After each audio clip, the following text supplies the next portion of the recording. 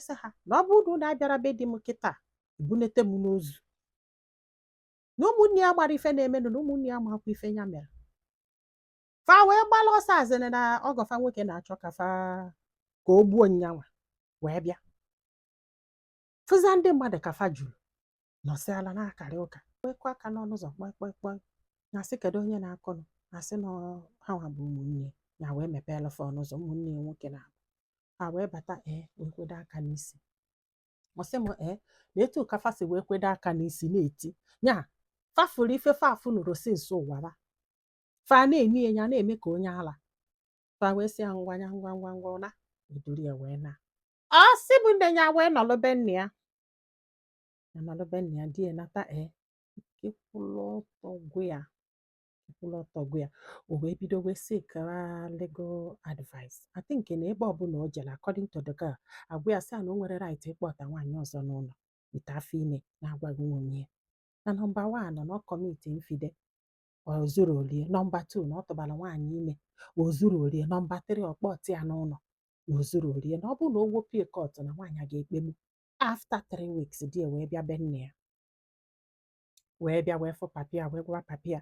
ma ya agwakwala ya ife ya mere ya mebisiri ife niile ya ji wee bụrụ mmadụ papịa wee sị ya na nwa ya ada emekwa otu o kedu ife imezili wara ntere ụdị a wee sị ya na o nwere ife ya mere wara ntere imebisi ife na o nwere ife ya mere ịghọtara na ọ bụrụ na ya gbakọ ife nwa ya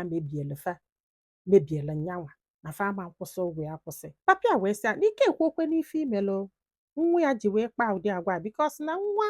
ya fọrọ abụrụ nwa ya dunye gị mgbe ị bịa anụ ya wee sị ya na ịma na fa na-enwe nsogbu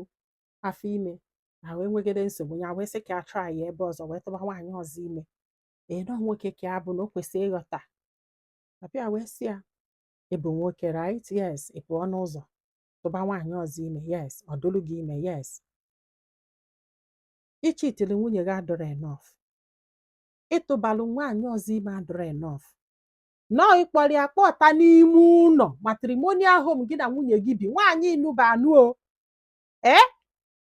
bụ ifede enough kedu ife ịchọ ka nwunye gị mebe ka ịkpọta ada lady ka ọ kụbara gị aka si be nne nyebe gị mebi chie gị ọzọ ọ mere gị nwantị na ọdị ọda kedu ife ị na-eme expect ya chọrọ ịma ọ bịagwụrụ ma ihe nwa ya kulisiri n'isi na fa ga-akwụ ụgwọ anya apụba kọt ka mmalụ kọt ga-asọpọtụ gị ije duete nwaanyị ọzọ na ịgba agba akwụkwọ maka damages agba nga akwụkwọ maka infide and bigamy female even na nke abụrụ dị bigamy because na ịnụrụ ya anụ ọ ga-agwa na awa ji kọt wee yi mee ụjọ kwa ya tago maka na mma ife donia ọsị mpapịa wee sị ya akpakwala akpa n'inyere anyị aka n'isi ịmara na ọgọ ka anyị na-agọ ọ bụgodu na ị ga-anụ nwaanyị ọzọ na ị nwere right ịgwụ ya yes maka na bọsị ịbịa n'nwa ya na ịgwara ya na o nwere nwaanyị ọzọ inwe na ịgwakwa ya na ị ga-anụ nwaanyị ọzọ na ịbụ nwoke yes na be gị na nwa mmadụ ka ịkpọ isi nọ n'ọfịa wee kpọta ya kpachisielu ya ntị si ya na ọ bụrụ na ọ chọọzọ ya bịa were ife ome n'isi ka ọ na-yọtago na elere nwa ya ele na nwa ya nwere nsogbu steeti ị ga-enyere ya aka ka unu chọọ solushon ije tụba nwaanyị ọzọ ime egwu kwesịe gị kpụata ya n'ụlọ na ọ bụrụ na nwa ya gburu that girl na o nwere ihe ekwutelie na inwero right ịghọtara na the girl dị lucky na ọ kpọchiri onwe ya n'ime ụlọ ị ga-achọ ka ya babala nwa ya mba ka ya tibe nwa ya ife ka ya mebe gị na ọ bụrụ gị kedu ife ị ga-eme ọ bụrụ na nwa ya nwaanyị pụọ kịta kpọta nwoke ọzọ nye rumu na be gị ị ga-ewekwu ya ị ga-etekikwu ya ka unu na-edish unu ama mma nọọ edish elu unu ka unu ga-eji wee malụ si mpapịa abachisiela ya ntị wee na-asị na ya ma nọzi na ya ga-ezi ozi ka abịa were ife eme n'isi enye asị a na nsogbu adọrọ ọsị m nne n'ọkwa ya ya wee nọzi alaba nne etu a ka ya si wee nọsịa dio so the girl wee bela ọsọ that girl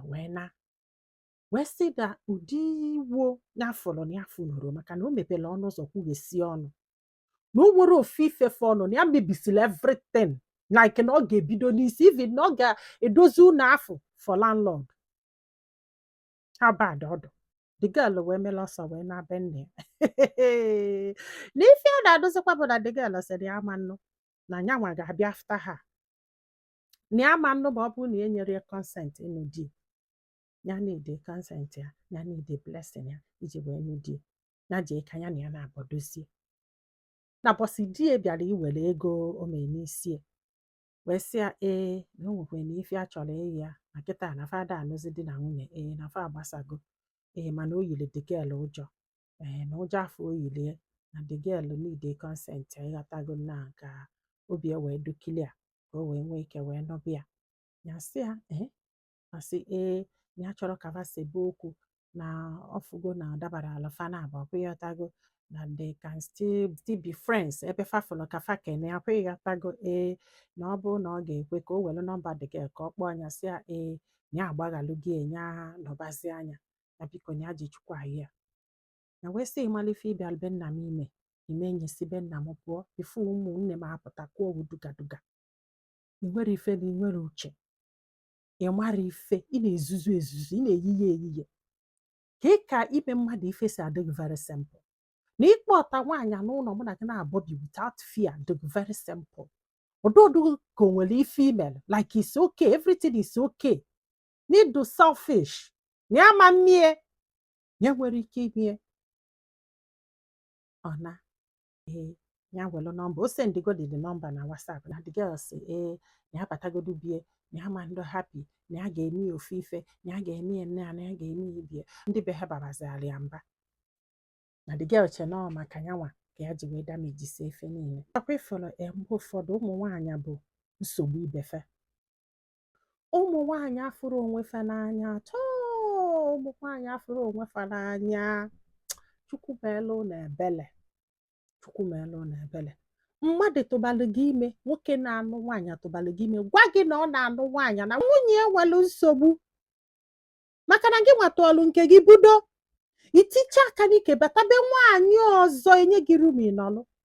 dịka ya ekwesị na nwoke Igbo ka ọ bụ na o nwere right to marry 2 wives ọnụgo gị anụ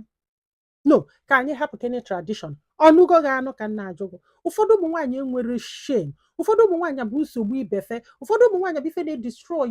family niile ịfụlọ na-agbasa na poligami bụ ụmụ nwaanyị kpatara ya maka na ọ bụrụ na nwoke na-anụ nwaanyị asị gị n'obi anyị jụ ọma ntụ ụta nwaanyị n'ụzọ nụba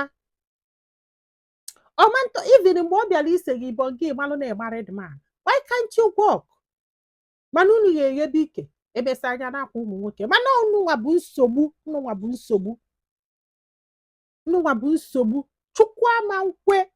ka nnọgide ba be mmadụ tisee ọ bụgodị na gị na ya na-abọdo akwa iwe dị ime o buka ya o awishi na da gel nwetara gị nya welu sizọs nya kọtụ ọgọ ọkpa na abụọ ma ọ kụjie gị ofu ụkwụ ị ga-eji wee na-elote bọsị ịbalị be mmadụ na-anụghị anụ bọsị ịbalị be nwaanyị ibe gị na-anụghị anụ na-ada apụala ụjọ atụrụ gị is not like na-emega ego gị na ọ na-atụba gị ime kedu ife ị bịara ime